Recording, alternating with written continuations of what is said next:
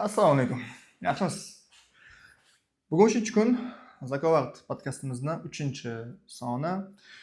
Bugun ham ajoyib bir iqtibos bilan keldim va shu iqtibosni o'z dunyoqarashimdan kelib chiqqan holatda sharhlab beraman va kelishib olaylik, bu sharhlar mani shaxsan o'zimga tegishli va faqatgina mani nuqtai nazarim belgilab beradi. Agar sizda boshqacha fikr bo'ladigan bo'lsa, bemalol izohlarda yozib qoldirishingiz mumkin yoki fikrimga qo'shilmasligingiz mumkin. Bu demak to'laqonli haqqingiz. Demak, bugungi iqtibosimiz sen erishmoqchi bo'lgan natijalar sen qilishni xohlamayotgan ishlar ortiga yashiringan. Sen erishmoqchi bo'lgan natijalar sen qilishni xohlamayotgan ishlar ortiga yashiringan. Ya'ni siz maqsad qilgan nuqtangiz, B nuqtangiz, masalan, o'zingiz B nuqtangiz yoki keyingi darajangiz siz qilishni xohlamayotgan ishlar ortida. Erta vaqtli turish, sport bilan shug'ullanish, kitob o'qish, til o'rganish yoki qanaqadir foydali boshqa mashg'ulot bilan shug'ullanishni ortida siz bularni qilishni xohlamayapsiz, erinyapsiz qaysidir ma'noda va tabiiyki o'sha o'zingiz xohlagan kelajakni ham orqaga surib kelyapsiz va eng yomoni siz buni o'zingiz ham juda yaxshi bilasiz. Ya'ni Reels istifoda qilgandan ko'ra kitob o'qish sizga foydaliroq ekanini, o'sha keyingi nuqtangizga yaqinlashtirishni o'zingiz ham bilasiz. Kuniga 8 soat uxlagandan ko'ra 6 soat uxlash sizni ko'proq yaqinlashtirishini o'zingizdan bilasiz. Lekin ana shu narsadan chiqib keta olmaysiz. Nimaga? O'sha o'rganib qolgansiz bu holatga va ortiqcha bosimingiz kelmaydi, mas'uliyatdan qochasiz. Buni oshkora aytaveramiz. Nimadir qilishga qiynalasiz, hayotingizni o'zgartirishga qiynalasiz va yana bitta narsa, o'sha sizdagi o'sha aldaydigan narsadan bittasi, qanday qilib men bir kunda 360 gradusga o'zgarib ketishim mumkin.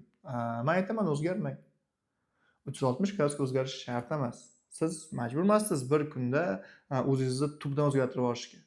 Ozgina-ozginadan boshlang. Ozgina-ozginadan o'zgartiring. Misol uchun bugun vaqtli turishni boshlang. 1 soat, deylik, yarim soat oldinroq.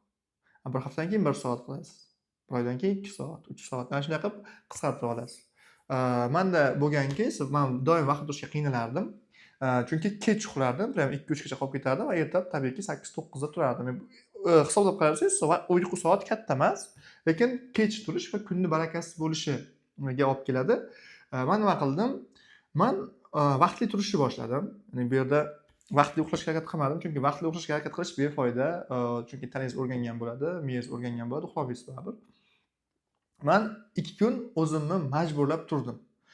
Tabiiyki, misol uchun soat 3 da uxlab 6 da turadigan bo'lsangiz, tana charchaydi.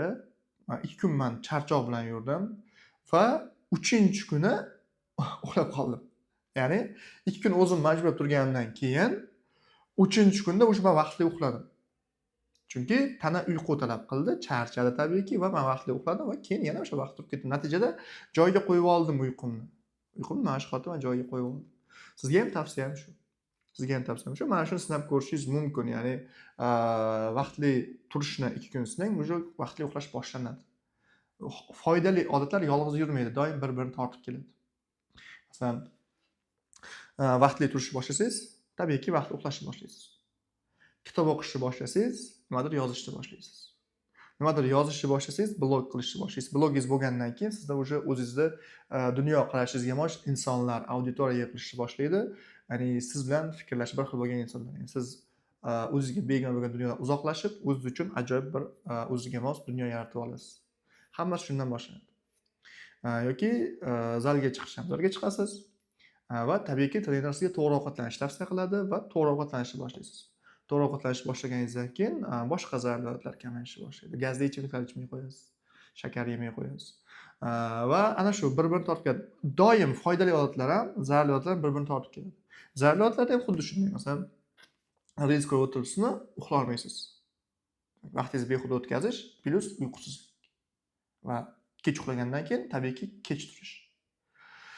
Ana shunda, ya'ni nimadandir o'sha sizni ushlab turgan narsalardan tabiiyki voz kechishingiz kerak yangi hayotni boshlash uchun. Aytganimizdek, siz erishmoqchi bo'lgan maqsad, hayot qilolmayotgan ishlaringizda, qilish xohlamayotgan ishlaringizda.